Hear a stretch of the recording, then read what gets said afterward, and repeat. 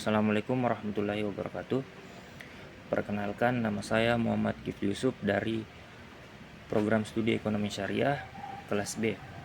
Jadi saya akan membuat video untuk memenuhi tugas kewirausahaan atau life skill dari Bapak Faiz Halid.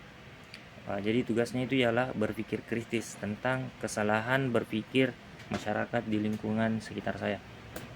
Jadi saya mendapat kesalahan berpikir itu tentang investasi.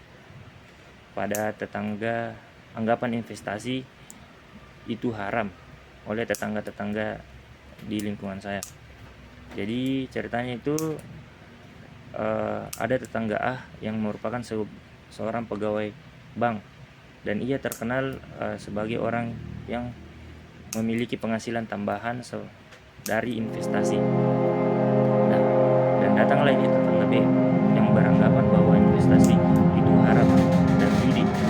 Ia mendapatkan paradigma itu dari seorang ustaz yang berceramah di masjid, yang mengatakan bahwa berhati-hatilah dalam berinvestasi, karena bisa saja investasi mengandung unsur yang haram dan judi.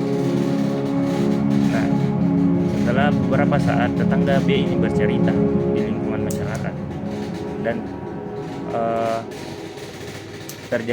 muncullah rumor bahwa tetangga A itu memperoleh kekayaan dengan cara yang salah, ya, dengan cara yang haram, investasi haram, dan dengan cara yang judi. Setelah itu, di sini kita bisa di sini terjadilah konflik antara tetangga A dan B. Jadi kesalahan berpikir yang dilakukan tetangga B ini, yang beranggapan bahwa investasi itu haram, merupakan kesalahan yang fatal. Dia tidak mengelola informasi itu secara terperinci dan tidak mengelolanya secara benar. Perlu kita ketahui bahwa secara garis besar itu investasi adalah kegiatan menanamkan sejumlah dana atau aset dengan mengharapkan memperoleh keuntungan di masa depan. Keuntungan ini bisa berupa peningkatan nilai aset, pendapatan seperti dividen atau bunga, dividen atau kombinasi keduanya.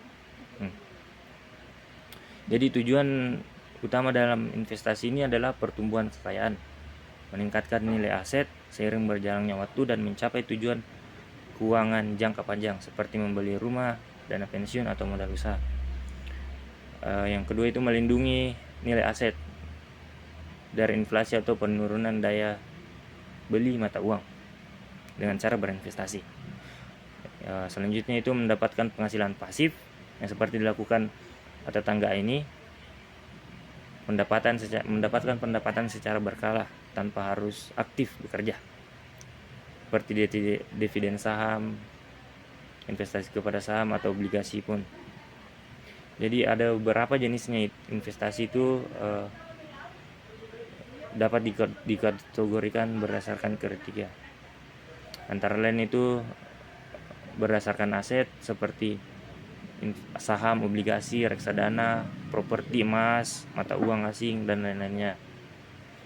Kalau berdasarkan jangka waktu pendek itu kurang 1 tahun, atau jangka waktu 1,5 tahun, atau jangka tahun lebih dari 5 tahun.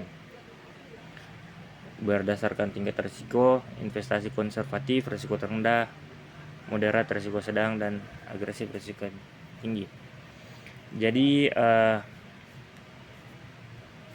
kesalahan berpikir yang dilakukan tetangga B itu beranggap bahwa investasi itu haram. Jadi saya luruskan bahwa kapan investasi itu dianggap haram. Jadi dalam Islam ini terdapat prinsip-prinsip tertentu yang mengatur aktivitas ekonomi, termasuk investasi. Investasi yang dianggap haram itu umumnya melanggar prinsip-prinsip syariah seperti riba, bunga dalam transaksi keuangan yang bersifat eksploitatif, atau garar, unsur ketidakpastian atau perjudian dalam suatu transaksi, maisir, perjudian atau kegiatan yang mengandung unsur-unsur keuntungan semata. Haram secara jasnya investasi yang pada barang atau jasa yang diharamkan dalam Islam seperti minuman keras, narkoba, dan produk yang merugikan masyarakat.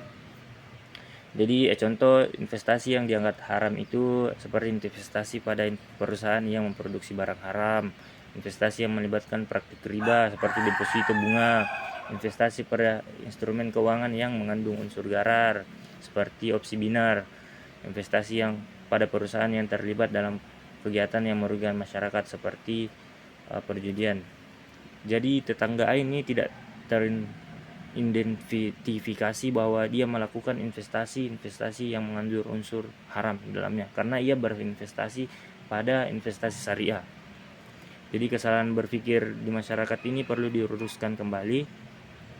Mudah-mudahan tetangga A dan tetangga B ini bisa berbalikan kembali.